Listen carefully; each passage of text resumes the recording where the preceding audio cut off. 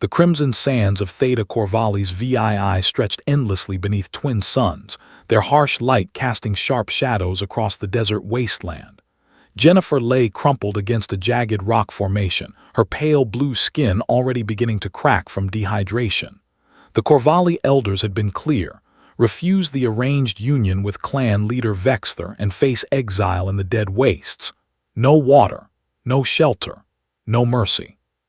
She had refused anyway. Jennifer's species, the Corvalli, had evolved on this brutal world over millennia.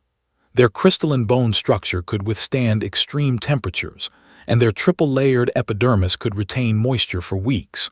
But even Corvalli biology had limits, and the elders had stripped her of her hydration pack and environmental suit before casting her out. They expected her to crawl back within hours, broken and compliant.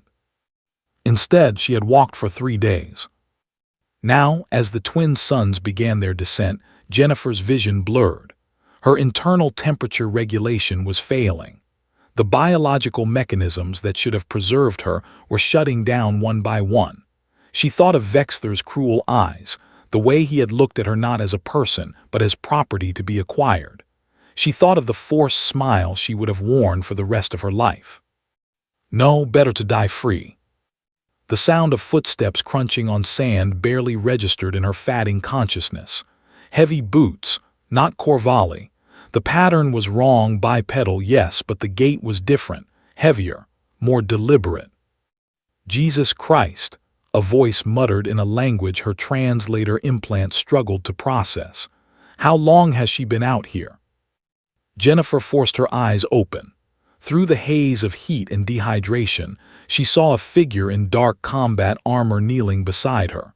The armor bore scorch marks and battle damage, and a weapon she didn't recognize hung from a tactical harness. But it was the face that shocked her. Human.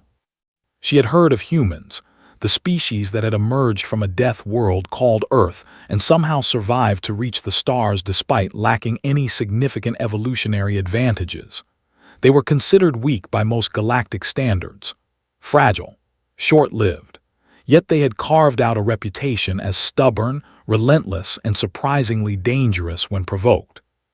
"Stay with me," the human said, his hands already working to assess her condition. His fingers moved with practiced efficiency, checking pulse points that existed in slightly different locations on Corvalli physiology than on humans. He knew what he was doing. "Kevin to base," he spoke into his comm unit. "I've got a Corvalli female in critical condition. Severe dehydration, likely organ stress. I'm 15 clicks from extraction point Delta. I need immediate medical support." Static crackled. Then a voice, "Negative Kevin, sandstorm incoming. No aerial extraction possible for at least 8 hours. You're on your own." Kevin's jaw tightened. Jennifer watched his face, fascinated even through her deteriorating state. Humans expressed so much emotion through such subtle movements. His eyes, a striking green color rare in the galaxy, met hers. "All right," he said, more to himself than to her. "We do this the hard way." He unslung his pack and pulled out a compact medical kit. The hypospray he pressed against her neck hissed as it delivered a cocktail of electrolytes and synthetic plasma compatible with Corvalli biology. Jennifer gasped as her cells greedily absorbed the fluids. It wasn't enough to save her, but it bought time. "I'm going to carry you," Kevin explained, already repositioning her limp form. "There's a shelter cave about 8 clicks northwest. We can make it before the storm hits if we move now." Jennifer tried to protest. She was nearly twice his mass. Corvalli were denser than humans due to their crystalline skeletal structure. He would never make it. But Kevin was already lifting her, settling her weight across his shoulders in a fireman's carry that distributed the load along his spine and legs.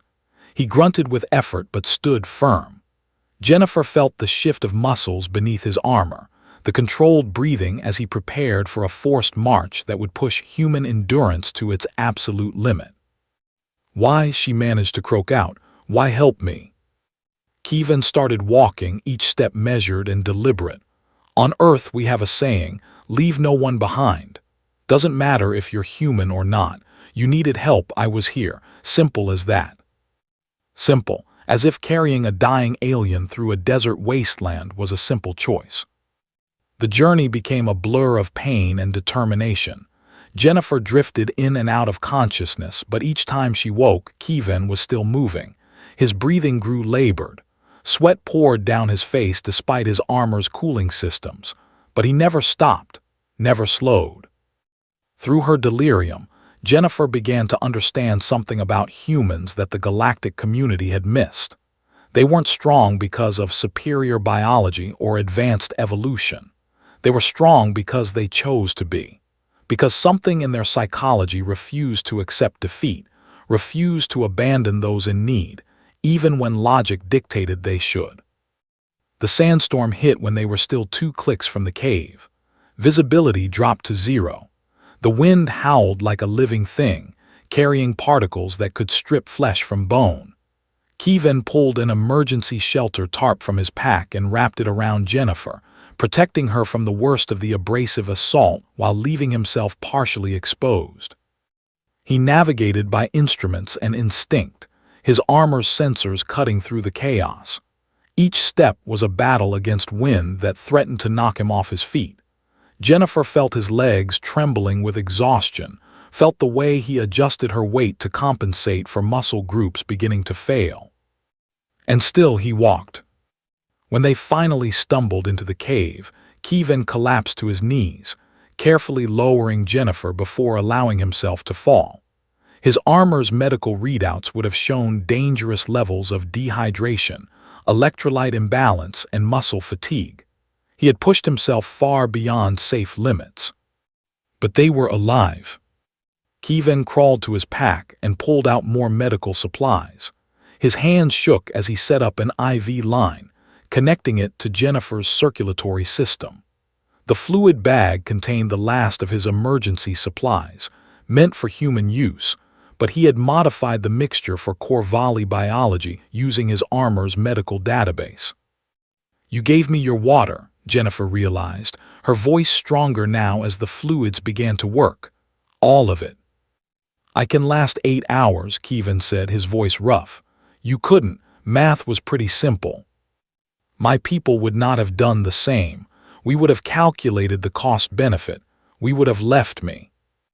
Kevin leaned back against the cave wall, his eyes closing with exhaustion. "Then maybe," he said softly, "that's why humans keep surprising everyone.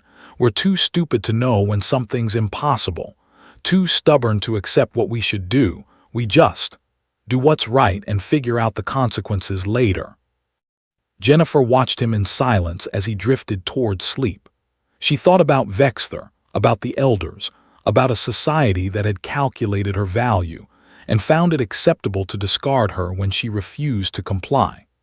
Then she thought about this human warrior who had carried her through hell without hesitation, who had given her his last resources without a second thought. The rescue shuttle arrived at dawn. Kevin had been right, 8 hours, almost to the minute. The human medical team worked on both of them, though they seemed more concerned about Kevin than Jennifer. Apparently, carrying twice your body weight for 8 kilometers through a sandstorm was considered reckless and potentially fatal, even by human standards. "You're insane," one of the medics told Kevin while hooking him up to fluids. "Your cardiovascular system was on the verge of collapse." Kevin just shrugged. "She's alive, though." As they loaded into the shuttle, Jennifer reached out and touched Kevin's hand. "Thank you," she said, "for showing me what honor truly looks like." Kevin smiled tiredly.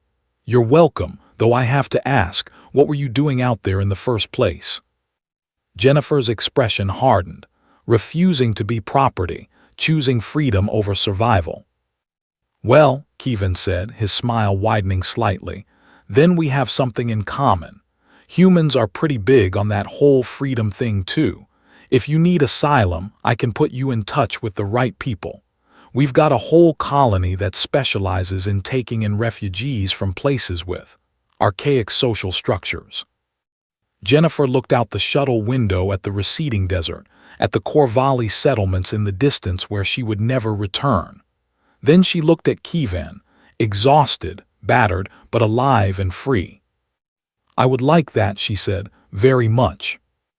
As the shuttle climbed into the atmosphere, Jennifer understood that she had witnessed something the galaxy desperately needed to learn.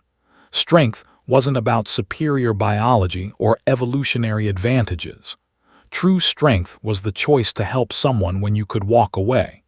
The decision to carry a stranger through hell because it was the right thing to do. Humans, she realized, were not weak at all. They were warriors of a different kind entirely. And